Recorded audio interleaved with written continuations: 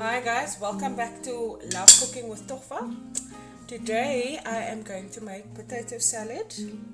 So I have potatoes that I cut up and boiled, maybe for a little while longer than I'm supposed to, but that's okay. So we're going to start off with salt and pepper to taste, just adding it over the top, dried herbs,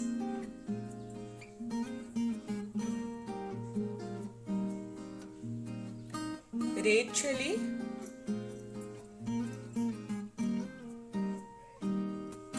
I also have some green pepper that I chopped up, adding this in there, and then I have half an onion. I braised the onion just to give it a more savory taste, but you can throw your onions in, or you can add in your onions just freshly chopped up or sliced. I prefer mine like this. It is something that I do, but you can also do that. And over here I have some corn that I fried in a little bit of butter with aromat.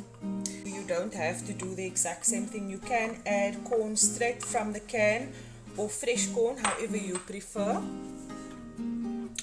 And to this I'm going to be adding in some mayonnaise. So I'm adding in the mayonnaise. Also your preferred mayonnaise that you want to use, or the one that you have at home. And now I'm going to mix everything together and I will show you what it looks like when I'm done.